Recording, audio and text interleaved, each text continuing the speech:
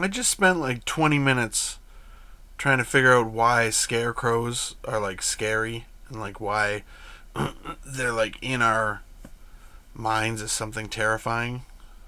Like, is it something from our past, like a shared ancestry, some sort of like archetypal fear?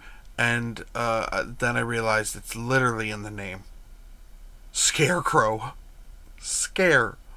It's supposed to be scary. Anyway.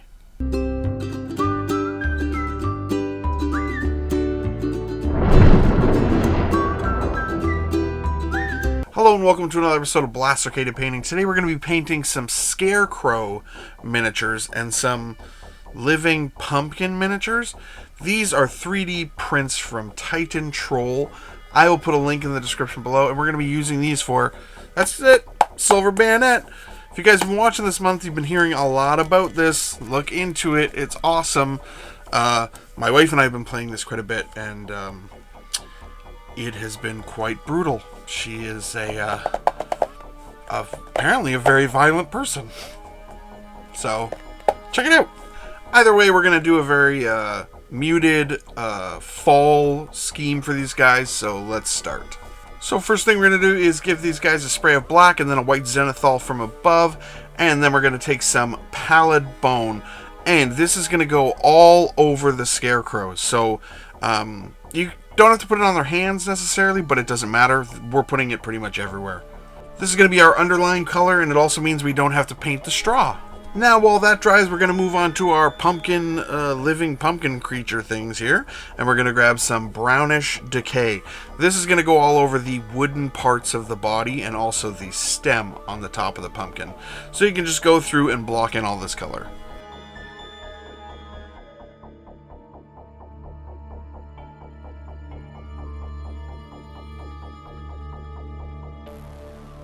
Monster Month is about quick and easy paint jobs. Something anyone can do very quickly, fast. So let's continue. We are going to take some Nuclear Sunrise, and this is going all over, yep, you guessed it, the pumpkin.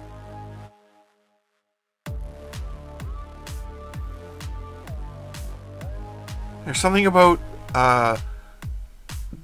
the way my brain works that whenever I hear the word pumpkin, I think of the song Mambo No. 5.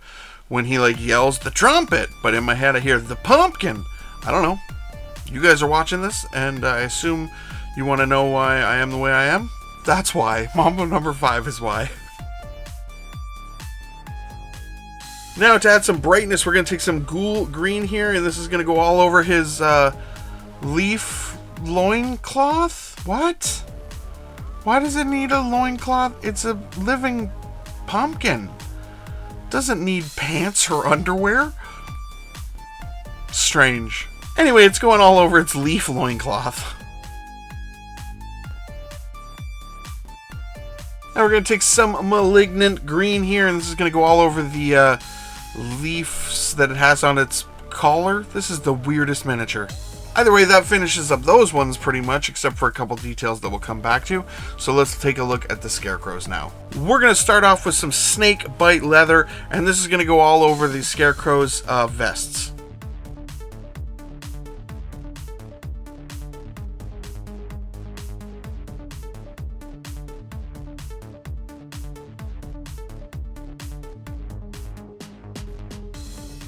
This is what I love about miniatures and miniature sculptures. Why are the scarecrows wearing vests?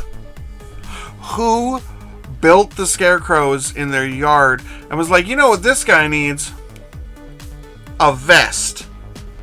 Doesn't make any sense. Next, we're going to take some sand golem, and this is going to go all over the burlap wrapping of the head and also the shirt underneath their fancy scarecrow vest.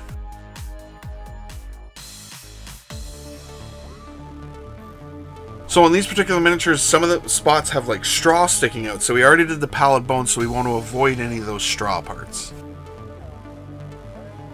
And sticking with that fall theme, we're going to take some camo cloak, which is a bit of a dark green, and this is going to go all over their pants. We want to avoid any of the ropes that they have around them because we can just leave those pallid bone and they're already done.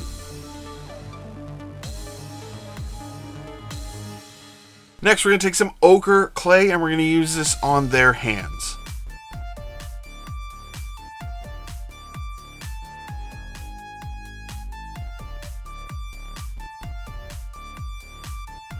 Now, we're going to use a mix that I make here. This is kind of like contrast shader is what I use it for.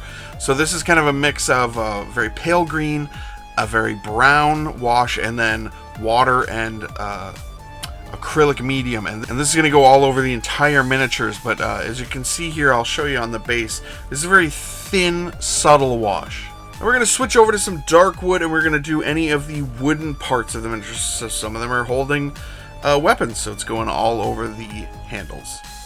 Or like this one's still on his stand, so it's going all over that. We're going to take some bone white here and we're going to use this on all the threads holding these abominations together. And although I didn't film it, we also want to put this on some of these strands covering what would be their mouth area. We're going to grab some yellow here and we're just going to put this into the eye sockets of the pumpkins. So it's okay if we're not perfect here. We want a little spill over. It'll kind of give it a bit of a glow effect without having to try too hard.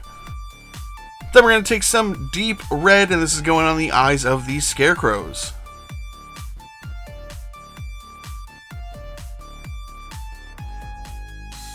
We're going to take some Grave Lord Grey next, and this is going to go all over the metal parts, so any of their weapons. We're going to paint the bases on these guys. We're going to put a black rim around it, and these guys are done. And here they are all finished up. These miniatures are really cool. They're really fun. Really neat poses. I like the guy on the stand and the guy running with his arms out.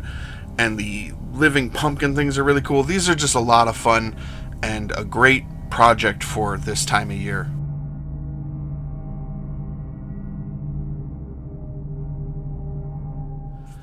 I honestly wasn't sure what I was going to do to make living scarecrows, and finding the right ones actually took a long time, like going through a lot of different STLs. Like, luckily I have a 3D printer that I can just print these out and get them, but yeah, I looked through a lot of scarecrow miniatures, and then I also needed like living tree miniatures, so the pumpkin guys can be the living tree miniatures and the scarecrows are done. It's another thing that I probably wouldn't have painted unless I was playing this game. What's the oddest miniature that you guys have been looking for that you actually went out of your way to try and find? So far, it was these guys. Really different idea of trying to find something for a living scarecrow. What is the oddest miniature you try to find? Let me know in the comments below. I hope you guys have been enjoying the content for Monster Month. It's a ton of fun for me to do, and it's a great break from doing Marvel and Star Wars stuff all the time. Either way, thank you guys so much for watching. Please like, share, comment, subscribe, and you guys have a great day.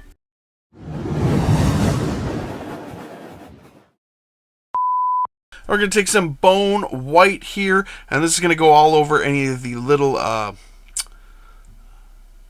threads? Good lord, couldn't think of the word threads. I honestly thought about just 3D printing a bunch of Cillian Murphys and painting those as scarecrows.